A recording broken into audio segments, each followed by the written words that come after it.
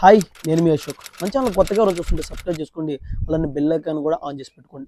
మీరు చేసే లైక్ వల్ల ఈ వీడియో చాలా మందికి రీచ్ అవుతుంది. టాపిక్లోకి వెళ్ళిపోతే, అసెంబ్లీలో బాలకృష్ణ గారు మంచి దుమారాన్ని లేపారు. సైకో సైకో అంటూ నినాదాన్ని చాలా గట్టిగా మాట్లాడడం జరిగింది. సినిమా ఇండస్ట్రీలో ఉన్న పెద్దల్ని ఈ సైకో బలవంత పెట్టి పిలిపించుకొని మాట్లాడడం జరిగిందని బాలకృష్ణ గారు మాట్లాడడం జరిగింది. దానికి ధీటుగా చిరంజీవి గారు రిప్లై ఇచ్చారు. ఇష్టపూర్వకంగానే వెళ్ళాను తప్పితే ఎవరు కూడా ఇక్కడ బలవంత పెట్టలేదు, ఎవరిని కూడా బలవంత పెట్టి అక్కడ ఎవరు కూడా ఇబ్బంది పెట్టలేదని చిరంజీవి గారు క్లియర్ కట్గా ఒక 2 పేజీల లెటర్ అయితే రిలీజ్ చేయడం జరిగింది.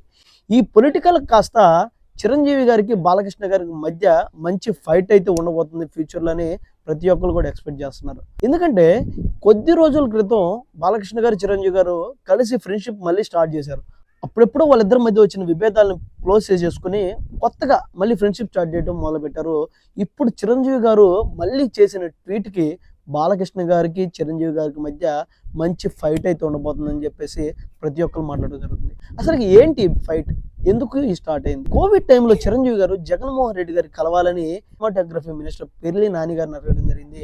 దానికి పెర్లి నాని గారు జగన్మోహన్ రెడ్డి గారికి చెప్పేసి, ఇట్లా చిరంజీవి గారు మిమ్మల్ని కలవాలనుకుంటున్నారు, మీతోటి చిరంజీవి గారు ఏదో మాట్లాడాలంట అనగానే ఓకే చిరంజీవి గారిని ఒక డేట్ ఫిక్స్ చేసుకుని చిరంజీవి గారిని లంచ్కి ఇన్వైట్ చేశారు జగన్మోహన్ రెడ్డి గారు. జగన్మోహన్ రెడ్డి గారు చిరంజీవి గారిని భోజనానికి ఇన్వైట్ చేశారు.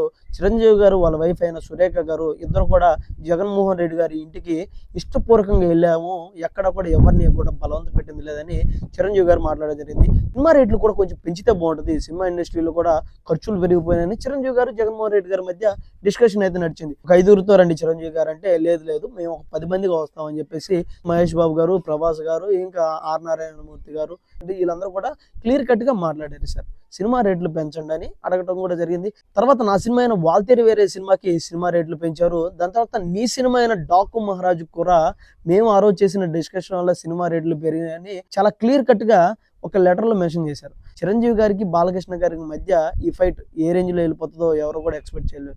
ఫ్యూచర్ లో చూద్దాం ఏమవుతుందో. అలానే ఛానల్ సబ్స్క్రైబ్ చేసుకోవడం మర్చిపోద్దు.